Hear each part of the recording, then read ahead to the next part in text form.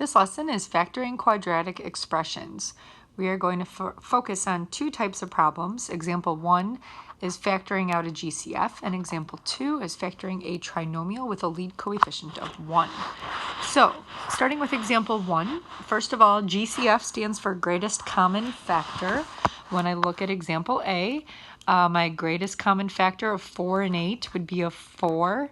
And since the 8 is a constant, there's no variable there. I don't have any other variable as part of my GCF. It's just a 4.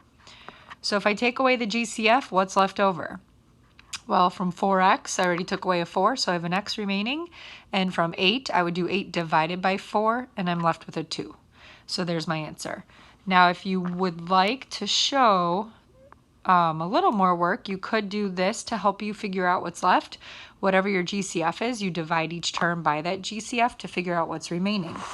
One more thing that I'll do here with a different color is that you can always check your answer by using the distributive property. So if I do 4 times x, I get 4x plus 4 times 2 is 8, and then that way I can check my work. All right, on part B, the GCF of 3 and 18 would be a 3. And now with the variables, I have x to the 4th power and x to the 2nd power. So we know x to the 4th power means x times x times x times x 4 times, and x squared is just x times x. So for what they have in common, that would be x squared. And a little trick is always just look at which variable has the lower exponent. And in this problem, I might do that division where I divide 3x squared with each part to figure out what's left. So here the 3's cancel. From those 4 x's, if I take the 2 away, I'm left with 2. So I have x squared remaining. And then I have a minus. Here the x squareds were both factored out. So 18 divided by 3 is 6. And there's my answer. Once again, you can use distributive property to check this. Also, when we did x to the 4th divided by x squared here, I kind of thought of it as I had 4 x's and I took away 2, so I have 2 left. And that is subtraction. So remember, with properties of exponents, when you're dividing with powers that have the same base, you do subtract those exponents. All right, last one. If you want to go ahead and give this a try, you can hit pause and try it on your own and then hit play to check your answer. So what we should do here is for the GCF, take away a 3 and an x. And then from the first term, we are left with a 2x squared. And we have a minus 12 divided by 3 is 4x plus these x's cancel, and 15 divided by 3 is a 5. So that's it for part C. Once again, you can use distributive property to check your work. All right, example 2 says factoring a trinomial, ax squared plus bx plus c. That's a general form of a quadratic trinomial. Trinomial means there are 3 terms. And then we are specifically in this lesson just focusing on when a is equal to 1. Notice where a is. It's the lead coefficient, the number that's in front of x squared. So in all these examples, we don't see a number there. That means that's just a 1. But in the next lesson, we'll look at problems where there might be a 2 or a 3, 4, 5, some other number besides 1 in front of the x squared term. If the lead coefficient is just 1, well, either way, we're actually going to start by using our sum and product puzzles that we did in 6.1.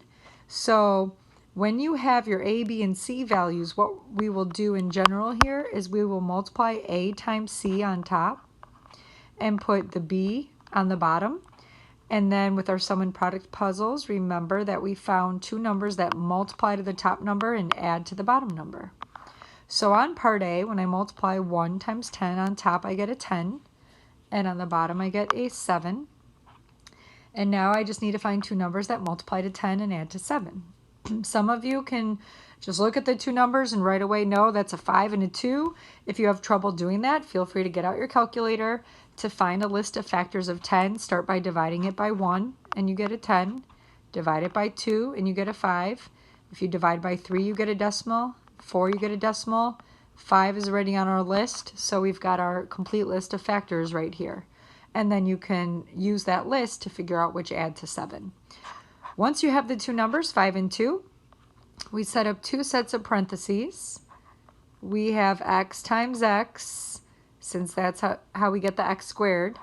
And then we have 5 and 2, so we put a plus 5 and a plus 2. A couple things before we move on to part B. You can also check this by using FOIL. So if you do x times x, you get x squared. X times 2 is 2x. 5 times x is 5x, and then 5 times 2 is 10. So if I combine these like terms, I get x squared plus 7x plus 10, which is what we started with. I know that almost looks like as much work as it was to do the problem, so you don't have to write all that out. That's optional. But at least, you know, quickly check it in your head, especially on an assessment where it counts for your grade. All right, let's move on to part B. When we set up our puzzle here, I'm multiplying 1 times 18 on top to get 18, and then a negative 9 on the bottom. If I look at the number 18, I can list its factors: 1 and 18, 2 and 9, 3 and 6, and that's it. But notice that the two numbers will have to either both be positive or both be negative, since we're multiplying to get a positive number. Since the bottom number is negative, we know they're both negative to add to a negative. So I can see on this list that negative 3 and negative 6 will be two numbers that multiply to a positive 18 and add to a negative 9. My answer will look the same as part A, but I use y this time because that's a variable in the question. And so I'll have a y minus 3 in one parenthesis, y minus 6 in the other. By the way, the order you set up these factors does not matter. So if you put y minus 6 first and then y minus 3, that's perfectly correct as well.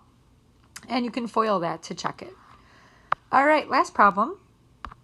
We're going to set up our puzzle with 1 times negative 12 on top and 4 on the bottom. What multiplies to negative 12? Well, if I list factors of 12, I have 1 and 12, 2 and 6, 3 and 4, and that would be it.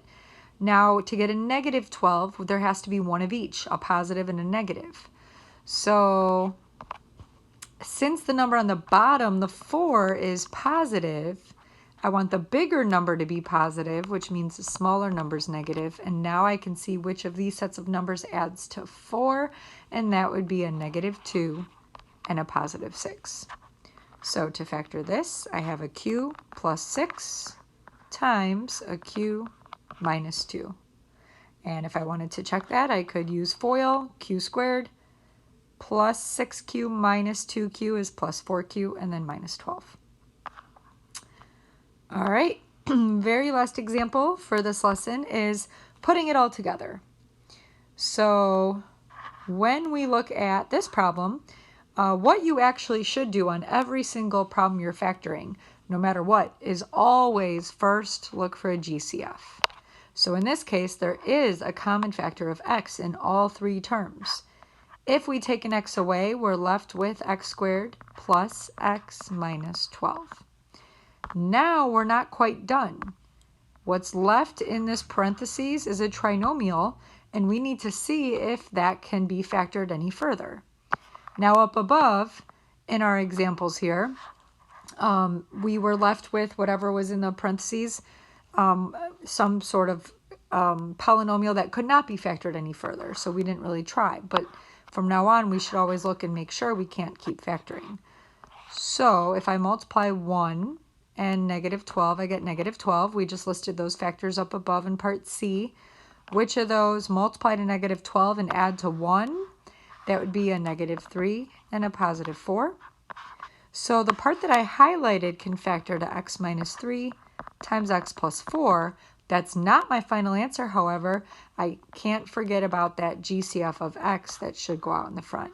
This would be my final answer. Now to check this, to make sure it equals what we originally started with, you could either FOIL and then distribute the x everywhere, or distribute the x to one of the parts first and then FOIL after that. So a couple options there to check your answer, but this is how example 3 should look. So first we factored out a GCF, and then we factored the trinomial that was left in the parentheses. This concludes our lesson on factoring.